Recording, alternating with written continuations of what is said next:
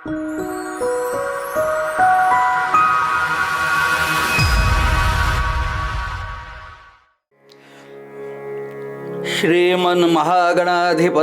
नमः. गुरुर्ब्रह्मा गुरुर्विष्णुः गुरुर्देवो महेश्वरः. गुरुः साक्षात् परब्रह्म तस्मै श्री गुरवे नमः. मालाकमण्डलुदक्करपद्मयुग्मे मध्यस्थपाणियुगुले डमरुत्रिशूले यस्यास्ति ऊर्ध्वकरयोः शुभशङ्खचक्रे वन्दे तमत्रिवरदं भुजषट्कयुक्तं जितेन्द्रियगणाग्रणीरविरतः परिब्रह्मणि कलौ श्रुतिपथावने त्रितनयोऽवतीर्णस्वयं कराक्तसुखमण्डलुक्वतखण्डने दण्डभृत् पदप्रणतवत्सलो जयति वासुदेवो यतिः दत्तो दासविपत्तमो दिनकरो दीनार्तिहन्ता खलु तापानिनुतनुः पदां दूरीकरोत्यञ्जसाम् देवो दैन्यहरो नृणाम् अवेदो भक्त्यात् प्रपन्नात्मनां तस्यादौ स्मरतां पदन्तनुभृतां नश्यन्ति सर्वापदः मुखे ते ताम्बूलं नयनयुगुले कज्जलकलाललाटे काश्मीरं विलसति गले मौक्तिकलतां स्फुरत्काङ्कीशाटि पृथुतटितटे हाटकमयी भजामस्तु वां गौरीं नगपति किशोरीं अविरतं वक्रतुण्ड महाकाय सूर्यकोटि समप्रभ निर्विघ्नं कुरु देव सर्वकार्येषु सर्वदा. योगींद्रजोतनयात्री महाऋषींचा श्रीपादराज पहिला अवतार ज्यांचा जो हो पुनश्च यति सिंह नृसिंह देव तो हाची दत्त भगवान गुरु वासुदेव. या कुंदेंदु तुषार हार धवला या शुभ्रवस्त्रावृता या वीणावरदंड मंडित करा या श्वेत पद्मासना या ब्रह्माच्युत शंकर प्रभृतिभिर्देवैः सदा वंदिता सा मां पातु सरस्वती भगवती निःशेषजाड्यापः. मूकं करोति वाचालं पंगुं लङ्घयते गिरिं यद्गुरुपादमहं वन्दे परमानन्दमाधवं. वचनैका कमलापती माझी रंकाची विनंती कर जोडितो कथे काळी आपण असावे जवळी. सद्गुरुनाथ महाराज की. अवधूत चिंतन श्री गुरुदेव दत्त श्रीमत्परमहंस परिव्राजकाचार्य वासुदेवानंद सरस्वती स्वामी महाराज की जय. देवर्षी नारद महाराज की जय. जय जय रघुवीर समर्थ.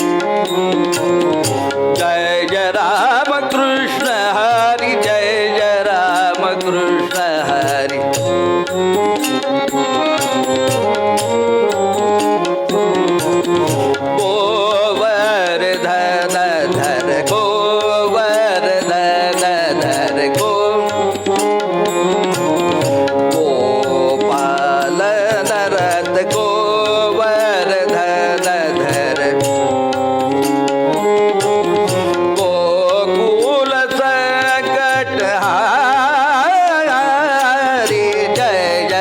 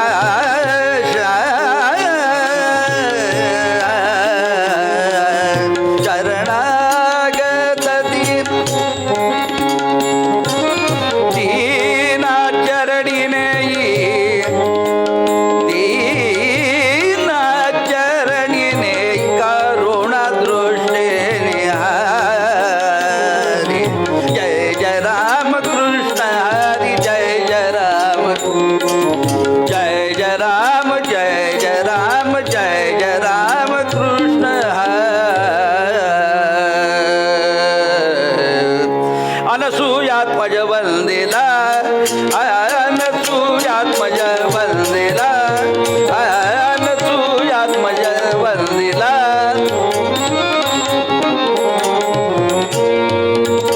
अनसूयात्मज वंदिला अनसूयात्मज वंदिला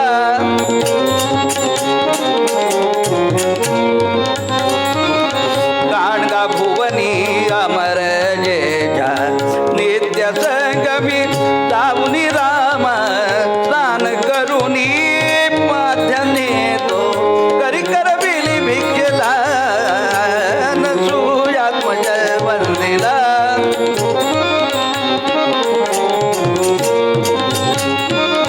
पोट शूळ महाव्याधी पोट शूळ महाव्याधी क्या बात व्याधी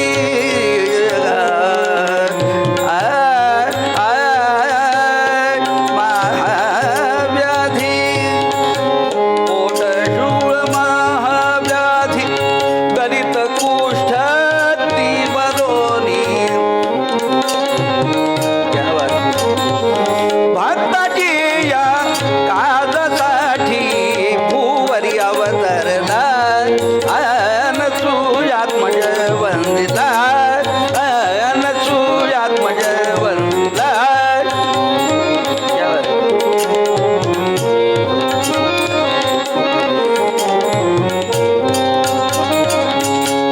माघारदार माघारदार माघारदार माघारदार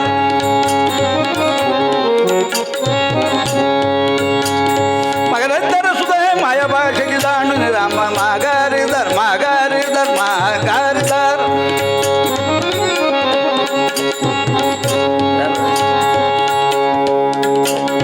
माघारदार सुद्धा हे माया भाषेची जाणून माघारदार माघारदार माया पाशाची जाणून व्यर्थ दुःखद मानुनी पदी लक्ष्मणात्मज रदला अनसूयात्मज वंदिला वंदिला वंदिला वंदिला ये सद्गुरुराया कीर्तने ये सद्गुरुराया कीर्तने ये सद्गुरुराया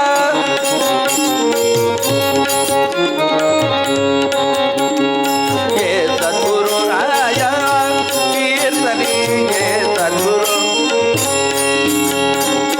मती मंदमी काहीच नेणे मती मंदमी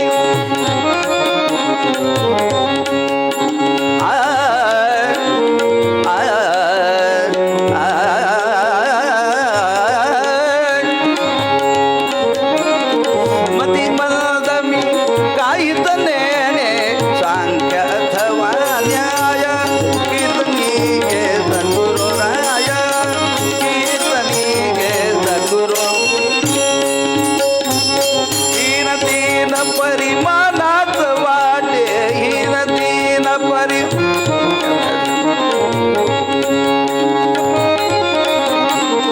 हीन तीन परिमाणात वाटे हीन तीन क्या बात हीन तीन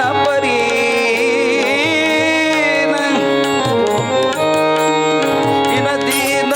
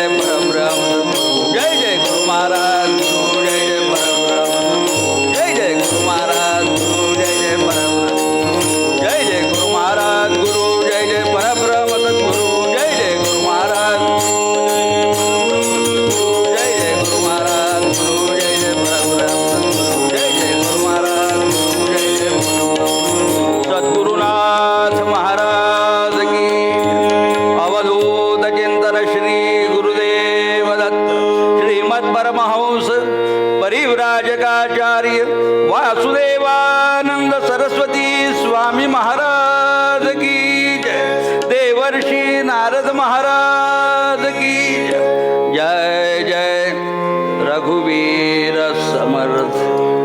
नमस्कार.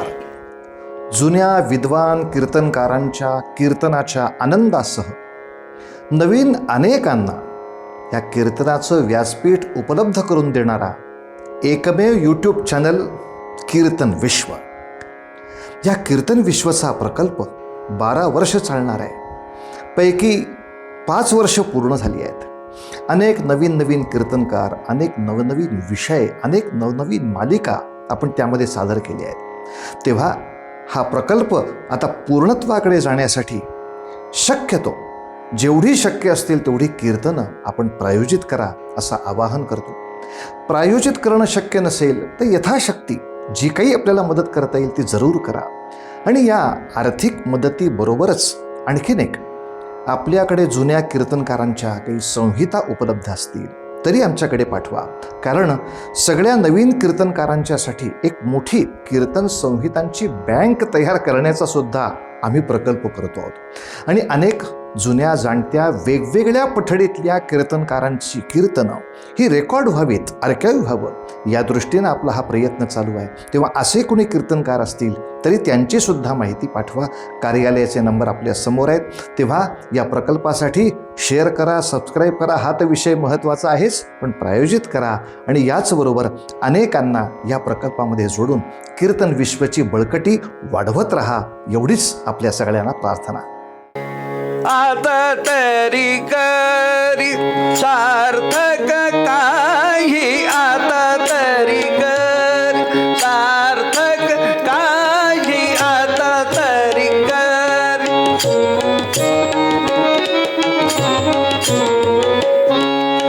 सार्थक काही, आता तरी कर.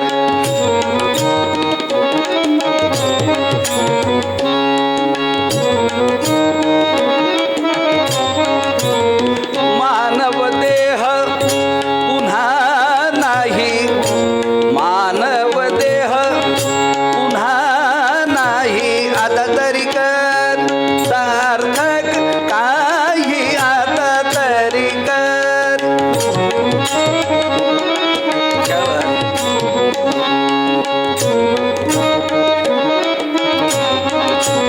टाकुनी धनकांता ममता, टाकुनी धनकांता ममता, सुखाने वर्णाश्रम करिता, आता तरी कर सार्थक काही, आता तरी.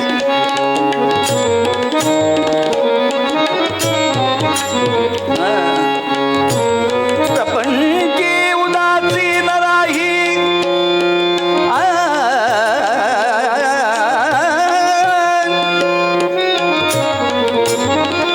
प्रपंची उदासीन राही, उदासीन राही, दान बहु दिनासी देई, आता तरी कर सार्थक काही, आता तरी कर.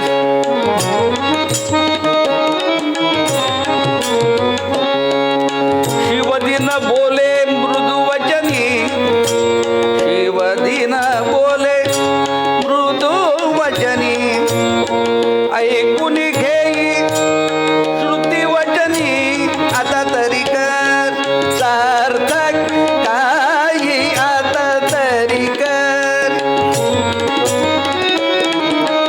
मानव देह पुन्हा नाही हो, आता तरी कर, आता तरी कर, आता तर. मारुतीराय बल भीमा हो, बल भीमा, बल भीमा.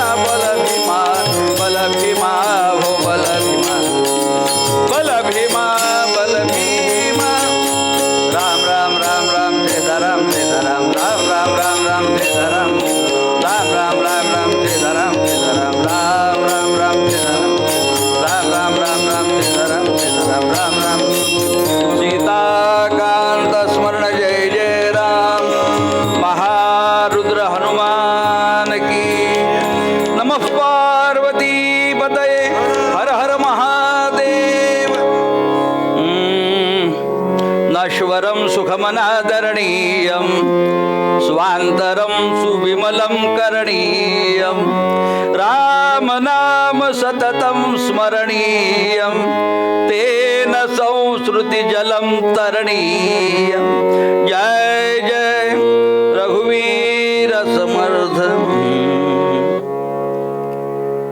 लब्ध्वा सुदुर्लभमिदं बहुसंभवान्ते लब्ध्वा सुदुर्लभमिदं बहुसंभवान्ते मानुष्यमर्थदमनित्यमपि धीरः तूर्णं यते तनपते तनुमृत्यु यावन् निःश्रेयसाय विषयः खलु सर्वतस्य गोपाल कृष्ण भगवान की जय.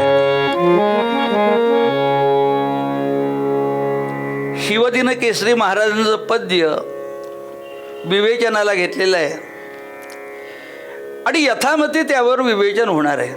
यथामती हा शब्द माझ्या जास्त आवडीचा आहे. यथामती माझ्या मतीप्रमाणे, माझ्या बुद्धीप्रमाणे, गुरुमुखातून जे काही प्रमाणं समजून घेतली आहेत, जे काही थोडं बहुत चिंतन केलं आहे, त्यातून विषय मांडण्याचा प्रयत्न आहे. संतांच्या वाङ्मयामध्ये त्यांना काय अभिप्रेत आहे त्याचं नुसतं आकलन करण्याचा आम्ही प्रयत्न करायचा आहे, शोधायचं आहे. काय त्यांना म्हणायचं असेल तो भाग आणखीन वेगळा असू शकतो. आणि मी केलेलं चिंतन हे परिपूर्णतेला पोचलेलं असेल याची खात्री मुकुंदबुवा देवरस्त देऊ शकत नाही. पण जे काही मांडता येईल, ज्येष्ठांनी जे काही सांगितलंय, आता तरी करी सार्थक काही मानव देह पुन्हा नाही.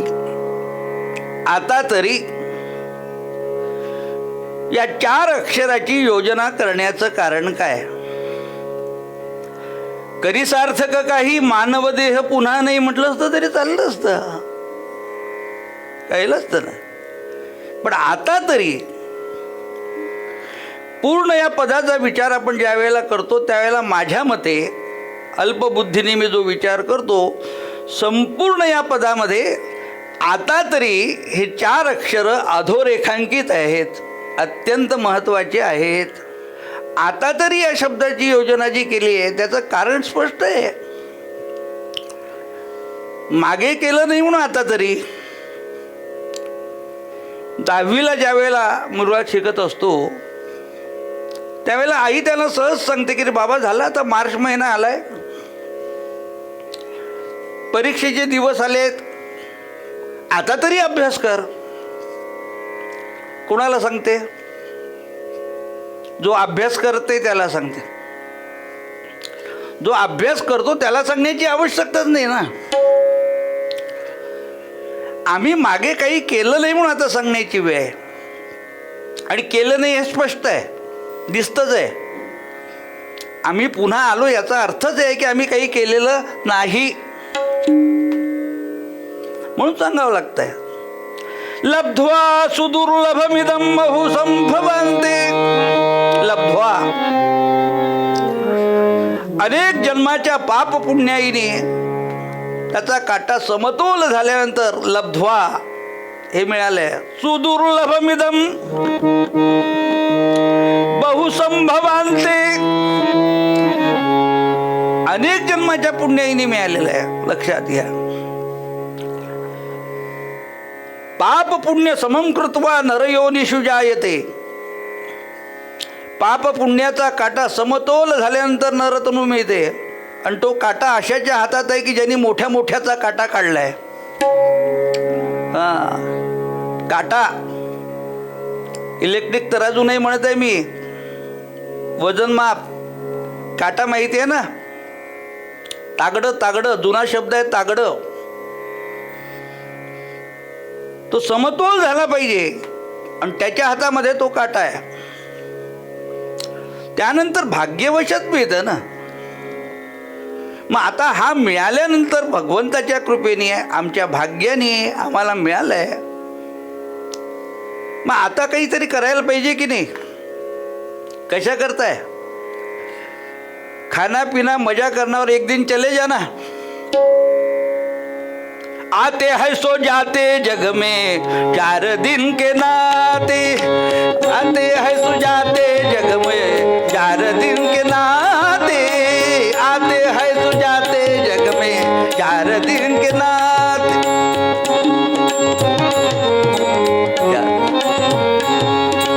बचपन मिला था तन में,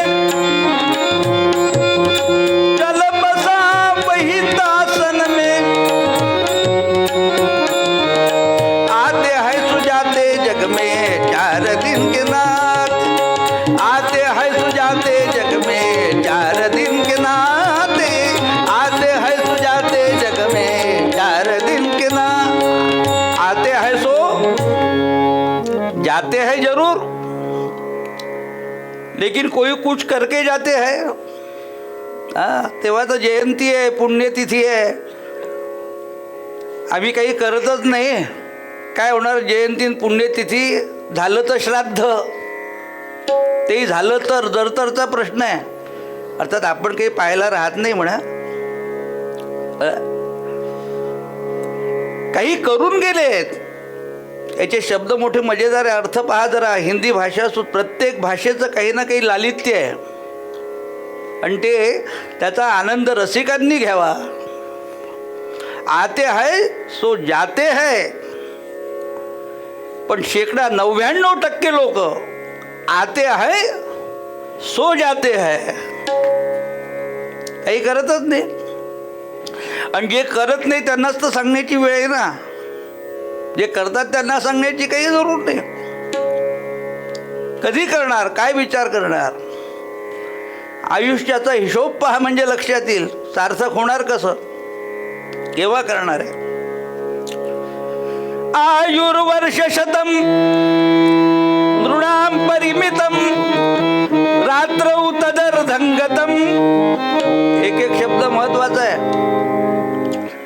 100 वर्षाचं आयुष्य सांगितलं आहे, नृणाम माणसांचं आयुष्य 100 वर्षाचं सांगितलं आहे। काही वेळा वर्तमानपत्रात येतं अमके अमके काका 120 वर्षाचे होते, भाग्यवंत आहेत ते, त्यांनी 120 वर्ष जगावं आणि बुवाने 60व्या वर्षी वाचावं, ते वर्तमानपत्रातलं। 100 वर्षाचं समजा मिळालं, समजा परिमितम, हे खूप जास्त आहे का? जास्त आहे, काही विशेष नाही। रात्रौ तदर्धंगतम, 50 वर्ष झोपेत गेले, फक्त रात्री झोपत असतील त्यांच्याबद्दल बोलतोय।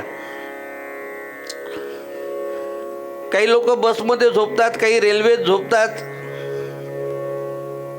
बरंच आहे।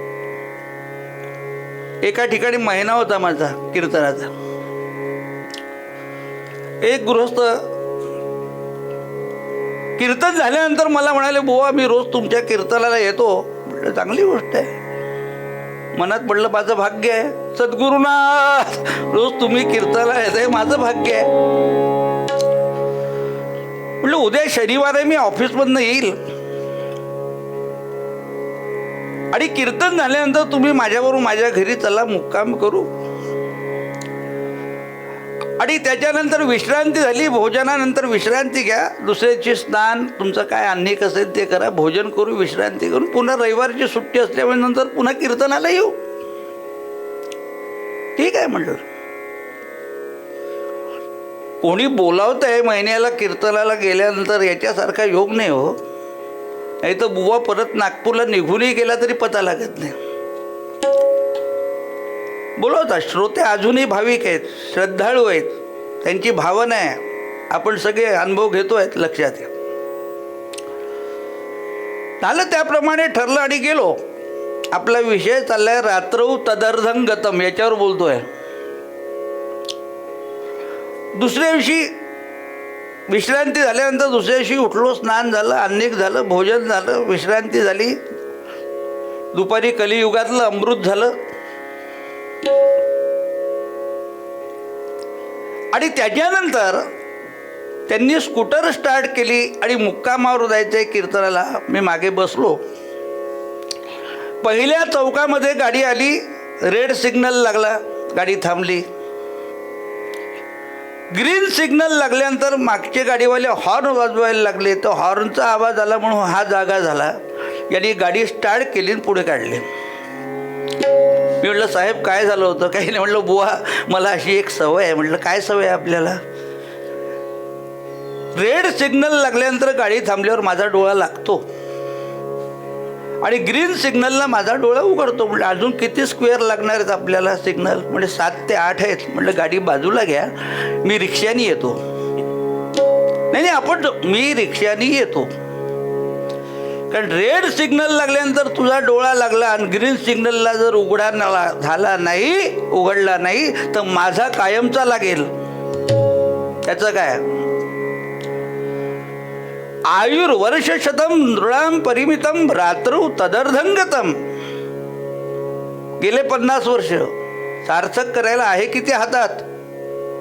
तस्यार्धस्य परस्य चार्धमपरम बालत्व वृद्धत्वयो. राहिले किती? 50. त्याचे 2 भाग केले. 25. एका 25चे 2 भाग केले. 12.5 बाल्यत्व वृद्धत्वयो. शारीरिक अवस्था सारखी या दोन्ही अवस्थेमध्ये, शारीरिक अवस्था सारखी. राहिले किती? 25. आणि त्या 25मध्ये जे राहिलेत 25 त्याच्यात कोणीच ऐकत नाही. तो बुवा असो का संगतकार असो, सद्गुरुनाथ, कोणीही ऐकत नाही. जवानी की रेल चली रे चली आणि ॲक्सिडेंट झाला की मग आपटले. मग राहिले किती? काय हातात काय आहे? आज करू, उद्या करू, परवा करू म्हणण्यामध्ये काही अर्थ आहे का? जो क्षण येईल तो. पुढचा क्षण आमच्या हातात नाही. का काल बोलले होते आम्हाला ते की उद्या कीर्तन ऐकायला येतो म्हणून. आज आले नाही, झालं. पुंडलिकावर दे हरी विठ्ठल. काही नाही सांगता येत. म्हणून आमचे शिवदीन केसरी महाराजांनी पहिलाच शब्द हा घातला, आता तरी गई सो गई, राख रही गो. आता जे राहिलंय त्याला राख, रक्षण कर. हिंदी भाषा आहे ना. जे राहिलंय त्याचं रक्षण कर, त्यात काहीतरी विचार कर. आणि त्यातही जर तू विचार करणार नाही तर मग पश्चात्तापाशिवाय तुझ्या हातात काय राहिलंय? आणि मग पश्चात्ताप करून काही उपयोग नाही. रात्रौ तदर्धंगतम तस्यार्धस्य परस्य चार्धमपरम बालत्व वृद्धत्वयो शेषम व्याधी वियोग दुःख सहितम. सगळ्यांच्या आयुष्यात असतं हे. काही लोकांचा सहवास असतो, काही लोकांचा सहवास तुटून जातो. हे तर आहेच. हे तर सृष्टीचा नियम आहे. हा तर संसाराचा प्रपंचाचा नियम आहे. कोठे काही एक आहे एक नाही. मग त्याच्यात काही आयुष्य गेलं. फक्त हिशोब सांगतोय, लक्षात घ्या. शेषम व्याधी वियोग दुःख सहितम सेवादिभिर्नीयते. आहे काय? हा पाण्याचा बुडबुडा आहे. किती दिवस साथ देणार आहे? मग नंतर पश्चात्ताप करत बसण्यापेक्षा आधी विचार कर ना. सांगतात आहे ना संत, बुडत हे जन न देखवे डोळा म्हणून कळवळा येत असे. आम्ही सांगतोय ना, संत सांगतात आहे, आता तरी हुशार हो. आणि सांगितल्यानंतरही जर ठेच लागून पडायचं असेल तर त्याला तू जाणे, तुझं नशीब जाणे, तर काही संबंध नाही. पुढे मिळेलच ही संधी, सुवर्ण संधी आहे ना. अरे सकलेंद्रियांच्या ठिकाणी पटुत्व दिलंय भगवंतांनी, ते कशाला दिलंय? पटुत्व सकलेंद्रिय मनुजता सुवंशी जनी, द्विजत्व ही दिले भले बहु अलभ्य जे की जनी, यशश्रवण कीर्तनी रुची दिली तरी हावरा, म्हणे अधिक द्याच की अखिल याचकी हा वरा. सद्गुरुनाथ महाराज सगळं दिलं ना, आणि तरी विस्मृती. फार सुंदर प्रमाण आहेत. जेवढं गुरुमुखातून ऐकलंय शिकलोय तेवढं मांडण्याचा प्रयत्न आहे. आपल्या समयात सगळं बसवायचं आहे. तेव्हा हा विचार करायलाच पाहिजे. केव्हा करणार? तिकडची सोय काय आहे, सार्थक याच्यामध्ये अभिप्रेत काय आहे? करी मन त्या दिवसाची सोय, करी मन त्या दिवसाची सोय,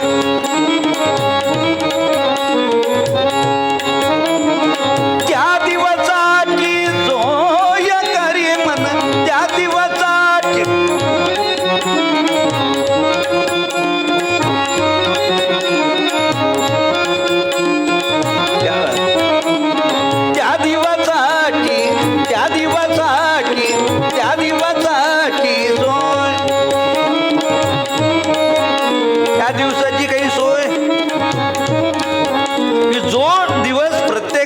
आयुष्यात येणारच आहे, त्याच्या आधी काहीतरी साधून घ्यायचं. जो दिवस प्रत्येकाच्या आयुष्यात येणारच आहे. श्रोत्यांना प्रश्न विचारू नये, पण काही काही कीर्तनकारांना सवयी लागल्या असतात. लहान मुलं असले तर विचारता येतात. अरे म्हटलं सप्ताहाचे वार किती? सप्ताहाचे वार किती शब्दच आहे ना, त्याच्यातच अभिप्रेत आहे ना अर्थ. सप्ताह, सप्ताहाचे वार किती? 7 वार. पण 7 वार तर मलाही माहिती आहे. पण शिवदिन केसरी महाराज सांगतात तिथे मेघ आहे.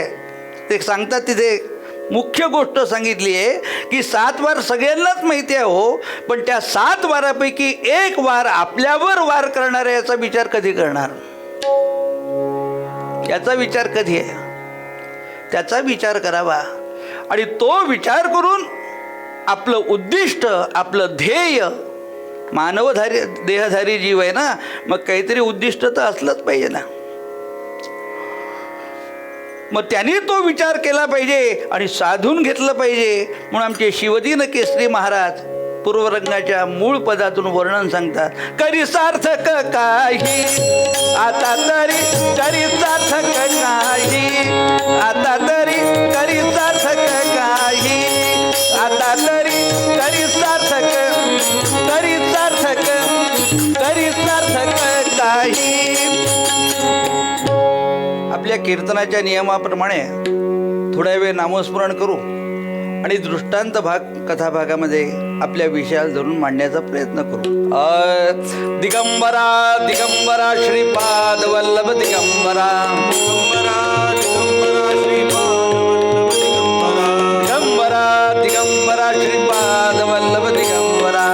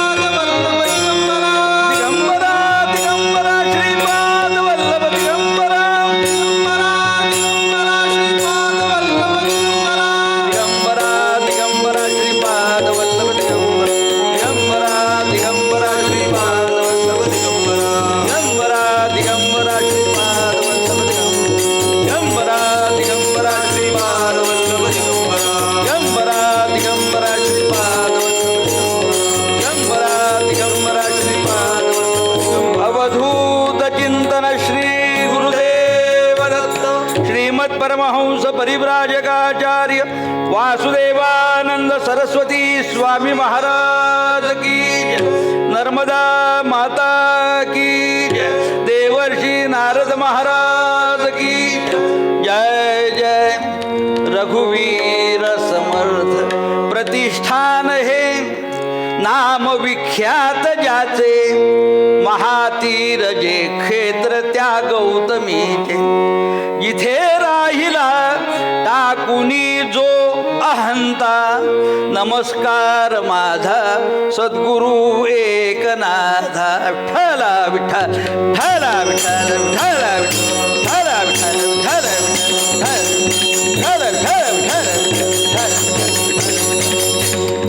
सद्गुरु एकनाथ महाराज की जय.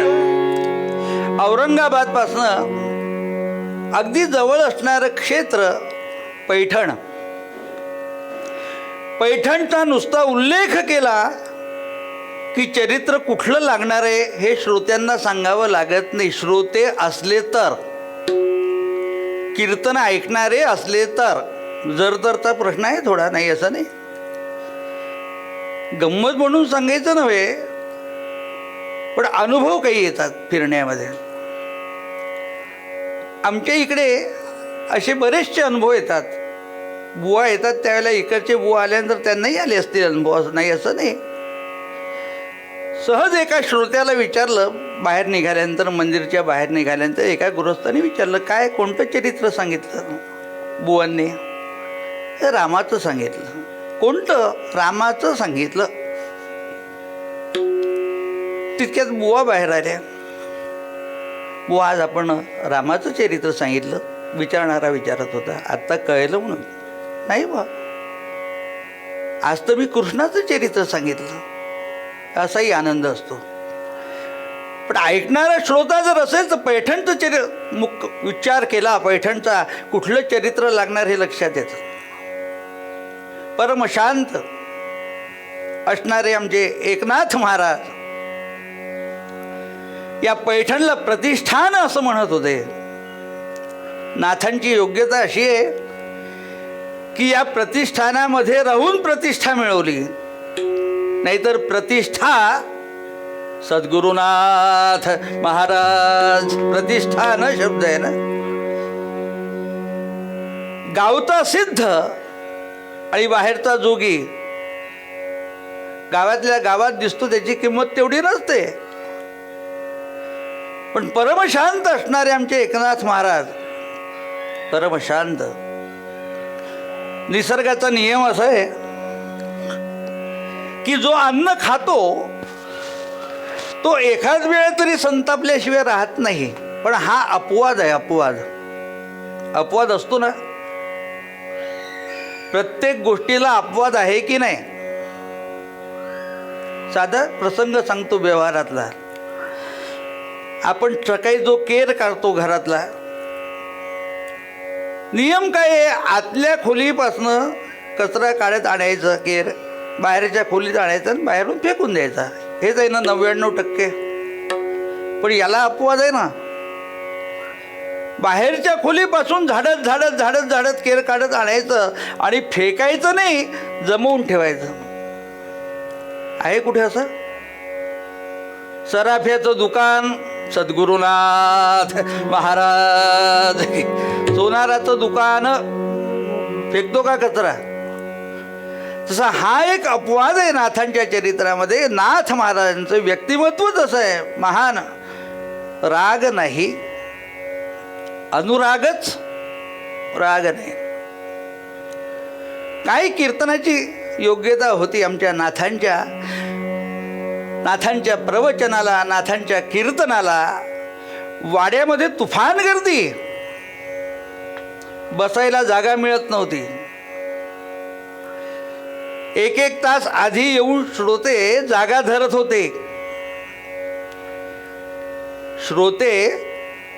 धरत होते. आता श्रोते धरून ठेवावे लागतात. सद्गुरुनाथ आहे, कालाय तस्मै नमः. काळ तो संतांचा आहे, नाथांचा काळ आहे. आणि नाथांच्या मुखातली वाणी देववाणी, संत कृपा, भगवंताची कृपा ज्यांच्या संतांवर आहे, ती काय वाणी, किती मधुर वाणी असेल. आणि उपदेश करत असताना सुद्धा तो उपदेश ऐसी कळवळ्याची जाती करी लाभावी न प्रीती. आई आहे, माऊली आहे ती, लक्षात घ्या. संत ही माऊली आहे. आई आणि माऊली यात जमीन आसमानचं अंतर आहे. जमीन आसमानचं अंतर आहे आई आणि माऊली यात. आई काय, माऊली काय. आमच्या संप्रदायातले वैकुंठवासी हरिभक्तीपरायण मामा महाराज दांडेकर यांना जर कोणी प्रश्न विचारला तर उत्तर द्यायचे. पुस्तकात बघा त्यांच्या सापडेल आपल्याला. आई आणि माऊली यात भेद काय. तर आई ती की ज्या बाळाला तिने जन्म दिलेला आहे ते लेकरू संकटात असताना त्याच्या पाठीवरनं त्याच्या मुखावरनं हात फिरवते ती आई. आणि समाजातलं कुठलंही लेकरू संकटात असताना त्याला आपल्या हृदयाशी कवटा येते ती माऊली. इतका फरक आहे, जमीन आसमानचा. ही आमची माऊली आहे. आणि माऊली म्हटल्यानंतर काय त्याचं वर्णन करावं हो. आमचे भक्त, आमचे संत आर्त हाक मारतात पंढरीला जात असताना, माऊली म्हणून हाक मारतात. नाथांचं चरित्र असं आहे, कीर्तनाला 1-1 तास आधीपासून लोक येऊन बसायचे हो.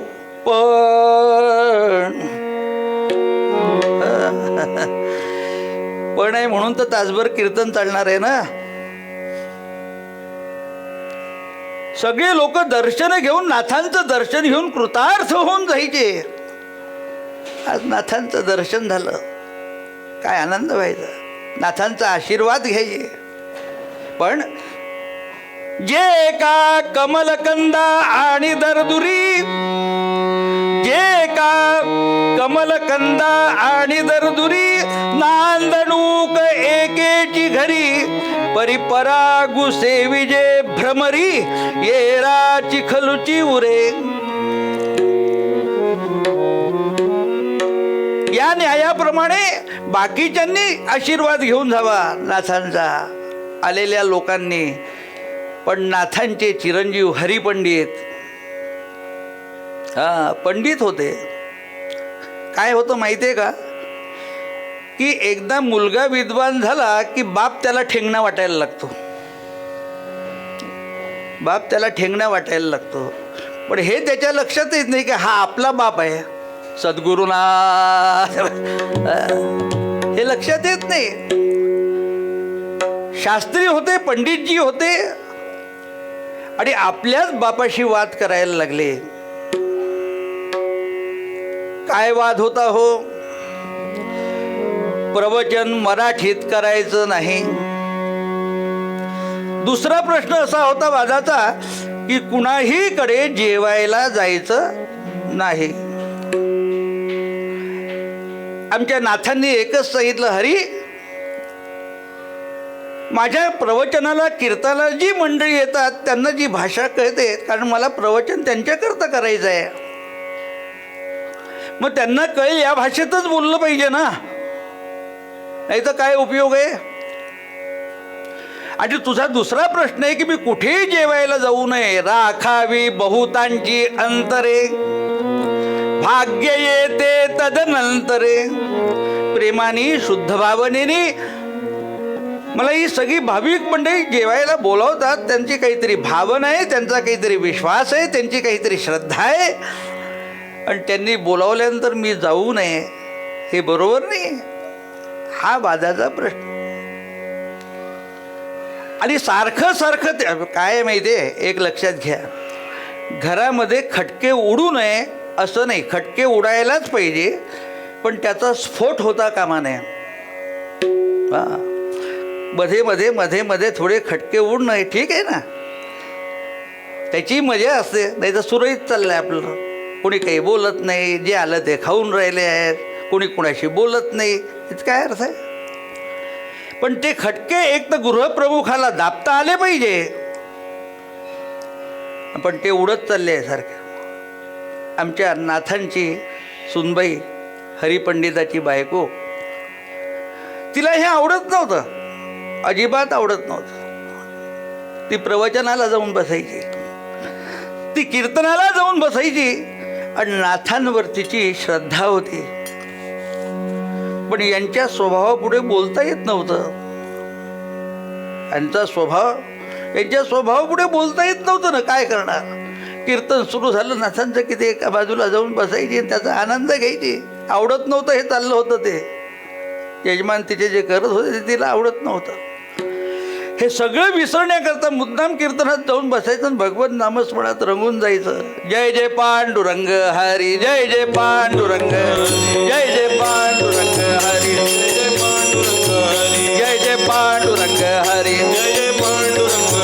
जय जय पांडुरंग हरी, जय जय पांडुरंग हरी, जय जय पांडुरंग हरी, जय जय पांडुरंग हरी, जय जय पांडुरंग हरी, जय जय पांडुरंग हरी, जय जय पांडुरंग हरी, जय जय पांडुरंग हरी, जय जय पांडुरंग हरी, जय जय पांडुरंग हरी, जय जय पांडुरंग हरी, जय जय पांडुरंग हरी, जय जय पांडुरंग हरी, जय जय पांडुरंग हरी, जय जय पांडुरंग हरी, जय जय पांडुरंग. कुंडलिका वरदे हरी विठ्ठल श्री ज्ञानदेव तुकाराम. पटत नव्हतं, पण बोलता येईना तिला. शांत होत. नाथांचा नातू होता घरामध्ये, हरिपंडितांचा मुलगा. लहान लहान मुलांच्या डोक्यात काय प्रश्न येतील हे काही सांगता येत नाही, नाही सांगता येत. त्यांनी एक दिवस आईला प्रश्न विचारला नाथांच्या नातवाने, आई माझ्या प्रश्नाचं उत्तर दे ग. बाळा काय प्रश्न आहे तुझा? एकच प्रश्न आहे. सगळे लोक कीर्तनाला येतात आजोबांच्या, सगळे लोक प्रवचनाला येतात, आजोबांना नमस्कार करतात. लेकरू आहे ना हो, हा भावना त्याची काय, नमस्कार करतात आजोबांना, आजोबांचे आशीर्वाद घेतात. आणि बाबा का ग म्हणतात?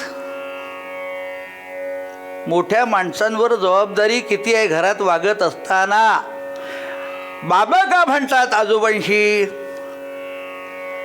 तिने एकच उत्तर दिलं, तुझे बाबा विद्वान आहेत, म्हणजे आजोबांपेक्षा, म्हणून तर भांडतात. आपण यात लक्ष देऊ नये, तू तुझं काम कर, इकडे लक्ष द्यायचं नाही. पण सारखंच ते वाढायला लागलं. आणि एक दिवस आमच्या नाथांनी सांगितलं हरिभाऊंना, हरिभाऊ या बसा जरा आमच्याजवळ. ऐक, मी काय ठरवलं माहिती आहे का तुला? आता मी आता असं ठरवलंय, तुला सांगायचं आहे. याला असं वाटलं की आपण जे म्हटलं तेच आता होणार आहे. काय ठरवलंय सांगा? आम्ही हरीच्या चाली चालू, आम्ही हरीच्या चाली चालू, आम्ही हरीच्या चाली चालू. बोल बिल तरी बोलू, बोल बिल तरी बोलू, जेव बिल तरी जेवू, वाग बिल तच वागू, आम्ही हरीच्या चाली चालू, आम्ही हरीच्या चाली चालू.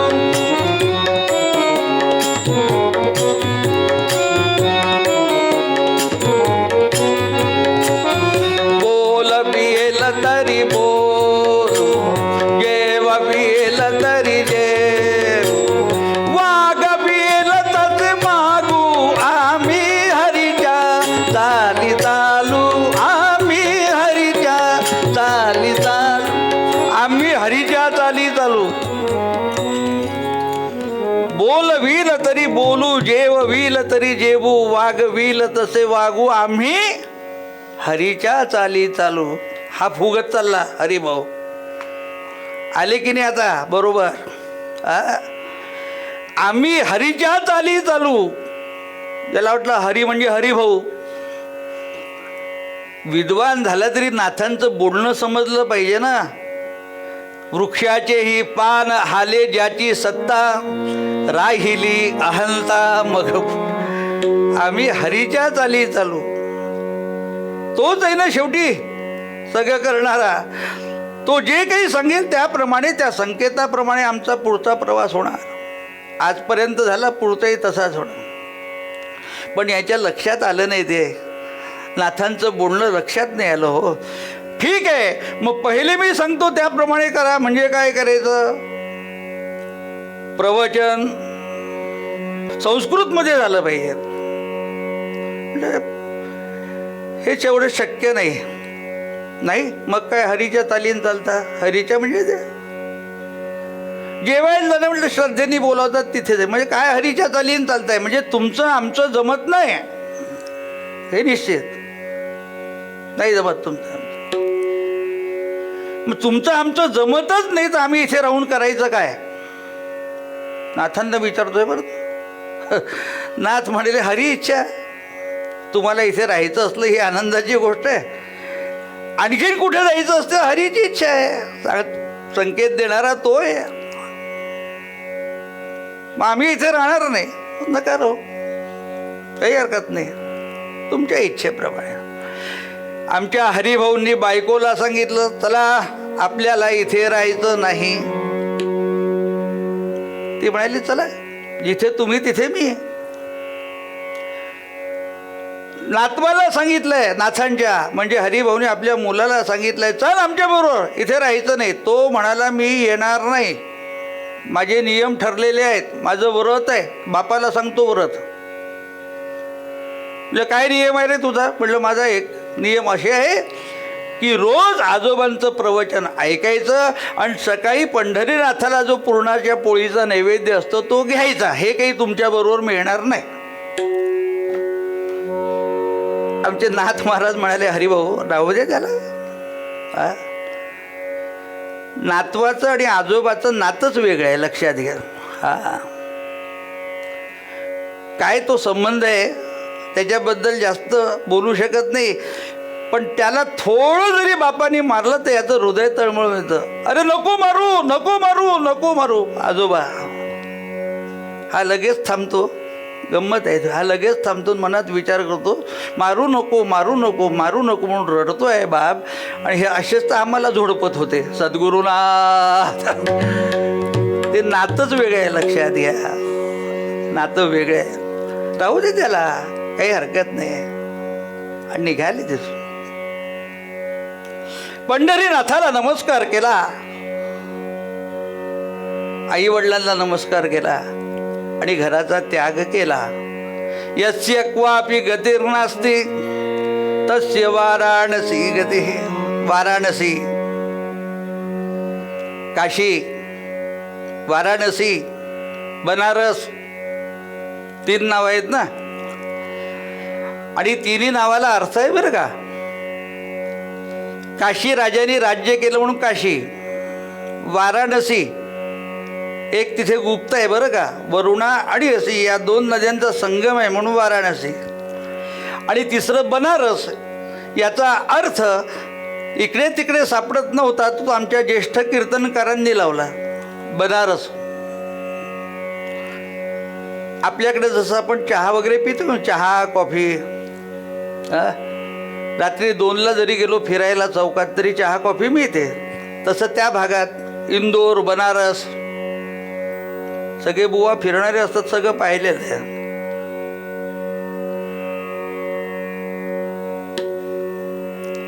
कळलं ना काय ते की सांगायला पाहिजे. या लोट्यातून या लोट्यात, या लोट्यातून या लोट्यात काय भांग. रात्री 2ला गेले तरी मिळेल तिथे, पहाटे 3ला गेले तरी मिळेल. म्हणून आमचे बुवा सांगायचे नेहमी कीर्तनात बोलताना, आमच्या घराण्याचं दैवत काशीचे प्रकांड पंडित कीर्तनाचार्य कैलासवासी विनायक बुवा भागवत नेहमी बोलायचे की जब जाओ तब रस बना ही रहता है, इसलिए उसे बनारस भी कहते हैं. निघाले ते काशीकडे. आणि तिथे जाऊन आता थांबायचं आहे आपल्याला, आता इकडे यायचं नाही हे निश्चित झालं. आणि काशीला गेल्यानंतर आपल्या वास्तव्याकरता निवासाची जागा पाहिली, तिथे निवास केला. आमच्या हरिपंडितांनी. पण इकडे काय विचारता महाराज, हेच तर आहे चरित्रात विशेष, हेच आहे विशेष चरित्रामध्ये. तिकडे सुनबाई गेली आहे काशीला, पण तिचं लक्ष तिकडे लागत नाही. आणि सासू इथे आहे, त्या सासूचं लक्ष इथे लागत नाही. सगळंच वाईट असतं सासू आणि सुनेचं असं समजू नका. दोघांचंही लक्ष एकीकडे आहे. यांच्या स्वभावापुढे मला बोलता येत नाही. काय करू, पण माझं लक्ष इथे लागत नाही, माझं मन इथे लागत नाही. तीच स्थिती आमच्या आईसाहेबांची, गिरिजाबाईंची झालेली आहे. काय करू, काय करू, कसं सांगायचं, काय करायचं. पण तब्येत मात्र, प्रकृती बिघडत चालली गिरिजाबाईंची. आणि नाथांनी ओळखलं, बिघडलंय काम, काम बिघडलंय. काय झालंच ग, बस इथे एक मिनटं, इकडे ये. काय झालं? डोईवर पदर आहे, भव्य कुंकुम तिलक आहे. नमस्कार केला नाथांना आणि शब्द तोंडातून फुटेना आणि डोळे बोलायला लागले. आपल्या नेत्रातल्या पाण्याने नाथांच्या चरणावर अभिषेक केला. का रडतेस? दुःखी आहेस तू? काय योग आहे आमचा. बाकीचे भक्त येतात, गावातून येतात, 10-10 मैलावरनं चालत येतात. इथे माझं कीर्तन प्रवचन ऐकून दुःख विसरून निघून जातात, आणि माझंच घर दुःखी. आश्चर्य आहे. खातपीत नाहीस का काही? खाते. मग झालं काय? काही नाही. माझ्या हरीला घेऊन या, माझ्या सुनेला घेऊन या. अच्छा, म्हणजे घरचाच रोग आहे. ठीक आहे, आत्तापर्यंत सगळ्या लोकांसाठी प्रवचन करत होतो, आता तुझ्याकरता करतो. बैस इथे. काय म्हणणं आहे तुझं? हरीला आणायचंय. नाथांनी सिद्धांत सांगितला तिथे गिरिजाबाईंना. काय सिद्धांत सांगितला, काय व्यवहार सांगितला. नाथ महाराज म्हणाले, अगं तो जर आपला हरी असता आता आपल्याला सोडून गेला असता का? आणि बाकीचे हरी येतात ते आपले नाही येत. कोडी कुणाचे नाही जगिया हे मनी जाणावे. कोडी कुणाचे नाही जगिया हे मनी जाणावे.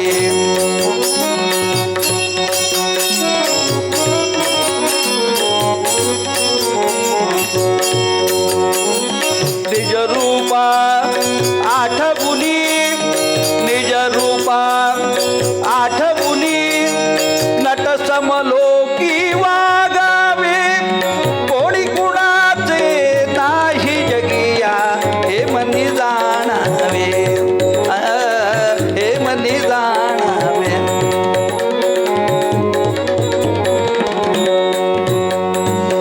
देह नये कामा तरी त्याचे संबंधी कैसे.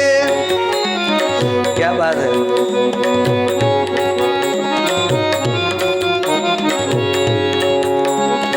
देह नये कामा तरी त्याचे संबंधी कैसे. सहाय्य होतील आपणही त्या सहाय्य करू कैसे. सहाय्य होतील आपणही त्या सहाय्य करू कैसे. कोणी कुणाचे नाही जगिया हे मनी जाणावे, हे मनी जाणावे, हे मनी जाणावे. अगं तो आपला असता तर आपल्याला सोडून गेला असता का? निज रूपा आठवुनी, निज रूपा. कशाला वेळ घालवतेस त्याच्यात, त्या विचारात. निज रूपा आठवुनी नट समलोकी वागावी. ज्याप्रमाणे नट रंगभूमीवर वागतो, स्टेजवर वागतो, त्याप्रमाणे वागायचंय. हे पृथ्वी तल म्हणजे तरी काय आहे? पृथ्वी म्हणजे काय आहे? स्टेजवर आपल्याला भूमिका वठवायची आहेत, त्यात समरस व्हायचे. पण फटका मारला की वेगळं होता आलं पाहिजे. खरंच आपला काही संबंध असता, जेवढा होता तेवढा झाला. देह नये कामा तरी त्याचे संबंधी कैसे, सहाय्य होतील आपणही त्या सहाय्य करू कैसे. काय सुंदर उदाहरण दिलंय. ज्या वेळेला आपल्या या महाराष्ट्रामध्ये एक काळ असा गाजलेला आहे रंगभूमीचा, मराठी रंगभूमीचा, की स्त्री भूमिका सुद्धा पुरुष पात्रच करत होते. बरोबर आहे. किती समरस पाहिजे, किती समरस पाहिजे, किती समरस पाहिजे. याच्याकरता एका महाभागाचं चरित्र सांगितलं जातं. नारायणराव राजहंस, बालगंधर्व, रुक्मिणीची भूमिका, सिंधूची भूमिका त्यांनीच करावी. किंबहुना आम्ही असं ऐकलंय, आमच्या शिकत असताना काही पाठ जे होते त्याच्यात असाही उल्लेख होता की त्या काळामध्ये बालगंधर्वांनी ज्याप्रमाणे नऊवार नेसावं तसं पाहून भगिनी वर्ग शिकायला लागला. ओळखू शकत नव्हते. शेजारच्या घरी हळदी कुंकवाला जाऊन आले, नवऱ्याचं नाव घेऊन आले तर कोणी ओळखू नव्हते शकत. आणि दुसऱ्या दिवशी चर्चा व्हायला लागली, कोण आली होती ग ती, नवीनच दिसली, काय सुंदर बोलणं होतं, काय सुंदर चालणं होतं, माझ्याजवळच बसली होती. आणि बालगंधर्वांची, नारायणरावांची बायको बाजूला बसून ऐकते आणि हसते उदर तोंडाला लावून. तिला हसताना पाहिलं आणि सख्यांनी त्या मैत्रिणी विचारलं, का तू हसतेस ग, आम्ही सांगतोय कालचा प्रसंग तू हसतेस. आम्ही विचार करतो कोण ती, पुन्हा दिसलीच नाही, कोण आहे कोण आहे कोण आहे. ते म्हणे कोण असणार आहे, आमचे हे सद्गुरुना. मग ती विचार, अरे माझ्या जवळच बसली होते अगदी. फक्त भूमिका करायची आहे एवढं सांगितलं. आणि हे ऐकल्याबरोबर आमच्या गिरजाबाईंनी, साधी भोळी हो बिचारी ती, अत्यंत साधी, डावपेच नाही, काही नाही, काही नाही. आमच्या गिरजाबाईंनी नमस्कार केला आणि सांगितलं, नाथांना, महाराज मला तुमचं सगळं पटलं हो, पण हरीला केव्हा आणता. म्हटलं मग काय पटलं. पण नाथांच्या लक्षात आलं की मुंगीच्या पाठीवर, डोक्यावर अंबारी बांधून उपयोग होत नाही. हिची भावना जी आहे, हिची श्रद्धा आहे. मला प्रपंच जर थाटाचा करायचा आहे तर तो एकट्याचा नाही, मला हिची साथ पाहिजे, हिची साथ पाहिजे, म्हणजे हिच्या मताप्रमाणे मला वागावं लागेल. आणि आमच्या नाथांच्याही मनामध्ये विचार तोच होता थोडा. हा भांडून गेलाय, पण याचंही तर कुठे काही हित व्हायला पाहिजे की नाही. संत माऊली, पहिल्यांदाच बोललोय मी, कुठेतरी त्याचाही विचार मनामध्ये होता. आणि हे मला हिच्या समाधानाकरता जायला पाहिजे आणि हरिभाऊंना घेऊन आलं पाहिजे. चिंता करू नको, जाईल मी, अवश्य जातो. आणि त्या दिवशी ठरवलं की आज आपल्याला काशीला निघायचं आहे, आज आपल्याला काशीला जायचं आहे. पण इथले नियम आहेत. मठ बांधलं की नियम असतो, ते नियम सगळे सांभाळायला पाहिजे. नुसता उत्सव करून मोकळे झाले, सतरंजी झटकून टाकली, घडी करून ठेवली तर मग काही मागे लागत नाही. पण मंदिर असले की विचार आहेत. मग इथे प्रवचन झालं पाहिजे, कीर्तन झालं पाहिजे, म्हणून त्याची व्यवस्था आधी केली पाहिजे. ती व्यवस्था आधी केली आणि ती आधी करून मग अंतःकरणात जो विचार होता सारखा चाललाच होता की शेवटी माझा आहे, माझा म्हणणं हे महत्त्वाचं आहे. आणि त्याचंही सार्थक काहीतरी झालं पाहिजे. थोडा वाट चुकलेला आहे, त्याला वाटेवर आणला पाहिजे ना. आणि ते कार्य कोणी करायचं आहे, ते मी केलं पाहिजे. माझं आहे ना, माझा म्हटल्यानंतर ते काम मीच केलं पाहिजे. संत माऊली फक्त हरिपंडितांकरता हे करत नाही, ते ही सगळ्यांची माऊली असल्यामुळे आमच्याकरताही तेच करतात. वाट आम्ही चुकलो तर आम्हाला मार्गदर्शन करतात. ते काशीकडे निघाले आमचे नाथ महाराज. आणि हरिपंडितांशी काय संवाद झाला तो आपण पुढच्या प्रसंगात पाहू. सांगण्याचं तात्पर्य लक्षात घ्या. आम्ही संत ही माऊली आहे असं एकदा म्हटलं की सगळ्यांसाठी त्यांचं अंतःकरण काही वरणार, तळमळणार. यांचं नुकसान होऊ नये, यांचं नुकसान होऊ नये, हे योग्य मार्गाला यावंय. आणि तेच आम्हाला शिवदीन केसरी महाराज आमच्या निरूपणाच्या सूत्रातून सांगतात. तेच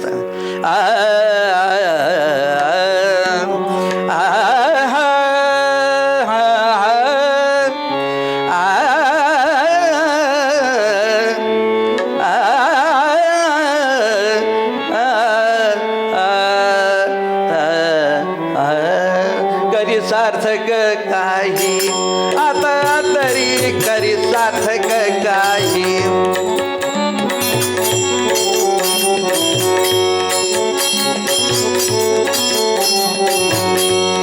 मानव देह पुन्हा नाही,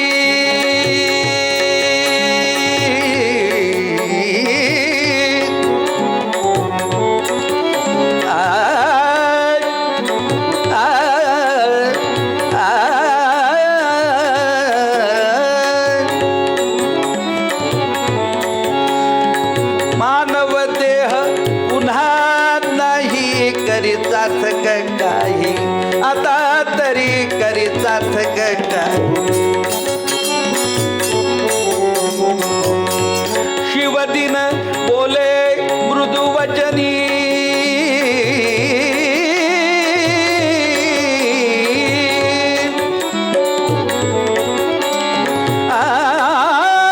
शिवदिन बोले मृदू वचनी.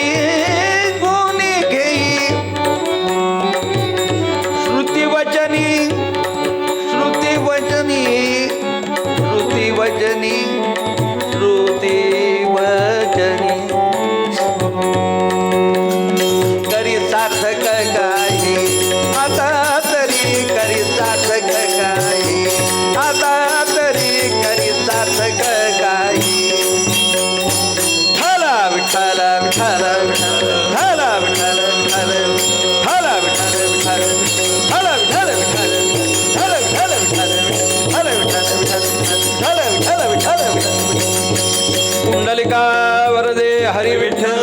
श्री ज्ञानदेव तुकाराम सद्गुरुनाथ महाराज की जय. देवर्षी नारद महाराज की जय. जय रघुवीर समर्थ.